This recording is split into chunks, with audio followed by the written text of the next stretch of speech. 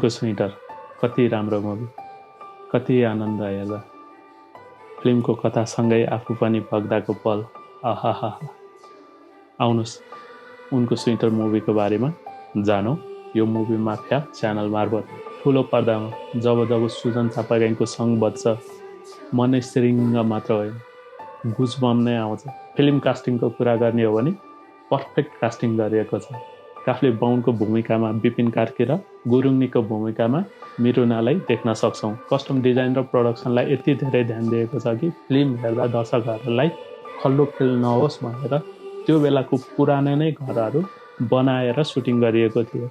Script writing र cinematography पनि यति बबल छ कि तपाईहरुलाई फिल्म हेरुन्जेल बोर फिल एकछिन पनि हुँदैन। टेक्निकल पार्टमा कुनै पनि कमी हुन दिएको छैन यो उनको स्वेटर मुभीले। फिल्मको कुरा गर्दा लेक र बेसीको फ्युजनलाई देखाउन खोजेको छ यो मुभीले। हिरो हुन्छ बेसीको अनि हिरोइन हुन्छ लेकको। लेक र बेसीको प्योर लभ स्टोरीको स्ट्रगललाई यो मुभीले देखाएको छ। बाहुन र लिम्बूको जातीय संस्कृति र परम्परालाई थोरै भए पनि यो मुभीमा देख्न सक्छौँ। पहिला पहिला अन्तर्जातीय विवाह त पक्कै हुँदैन नै थियो, तर के गर्नु मायामा परेपछि जात भनी हेरिँदैन। जब मन मिल्छ र एकअर्कामा माया बस्छ अनि केटाकेटी दुवैजना घर छोडेर भाग्छन्। फिल्ममा यही कुरालाई देखाएको छ। यसरी केटाकेटी घर छोडेर भाग्दा परिवारमा पर्ने असर यो मुभीमा देख्न सक्छौँ। 90s को जति पनि मान्छेहरू हुनुहुन्छ फ्ल्यासब्याकमा भनी यो मुभीले अवश्य लानेछ। कुनै केटाले केटी मन पराउँदा बोल्न नसक्ने अनि उसलाई साथी मार्फत चिठी लेखेर आफ्नो माया व्यक्त गर्ने, एउटा अटो बुक बनाउने, फोटो टाँच्ने, आफ्नो मनको कुराहरू लेख्ने अनि साथीलाई पनि दिने। त्यो साथीलाई पनि फोटो टाँचे मनको कुरा लेख्न लाउने अटो बुकमा अनि आफूले मन परेको मान्छेलाई पनि त्यो अटो बुक दिई फोटो टाँसेर आफ्नो मनको कुरा लेख्नु है भनेर दिने। अनि जब आफ्नो हातमा त्यो अटो बुक पर्छ अनि मन पराएको मान्छेको फोटो हेरेर मक्ख पर्ने, उसले लेखेको हेरेर मक्ख पर्ने।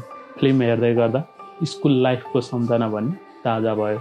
मिरुना मगरलाई हामीले दयाहाङ राईसँग मात्र देख्दै आएका थियौँ। यहाँ विपिन कार्कीसँग पनि उत्तिकै मिठो जोडीमा प्रस्तुत भएकी छिन्। एक्टिङको कुरा गर्दा विपिन कार्कीले एज युजल बब्बाल नै दामी एक्टिङ गर्नुभएको छ। तर मिरुनाजीको यति मिठो एक्टिङ देखेर फ्यान नै भएँ म उहाँको। कति नेचुरल र राम्रो एक्टिङ गर्नुभएको। मुभी सकिँदासम्म स्टोरी र क्यारेक्टरले यसरी बाँधेर राख्छ कि मुभी सकेको थाहा नै हुँदैन। सबै क्यारेक्टरले उति नै राम्रो एक्टिङ गरेको देख्न सक्छौँ यो उनको स्वेटर मुभीमा। मुभीले धुम धडाका बिजनेस गरेको छ। एउटा मौलिक कथामा बनेको pure Nepali love story movie हेर्न चाहनुहुन्छ र आफ्नो स्कुल लाइफसँग हुबहु हुन चाहनुहुन्छ भने अवश्य पनि यो मुभी हेर्न जानुहोला। यो उनको स्वेटर मुभी कोले हेर्नु भएको छ, कस्तो लाग्यो तल कमेन्टमा प्रतिक्रिया दिनुहोला। अनि मैले दिएको रिभ्यू मन परेमा र अरू पनि यस्तै मुभीको रिभ्यू हेर्नु परेमा यो च्यानल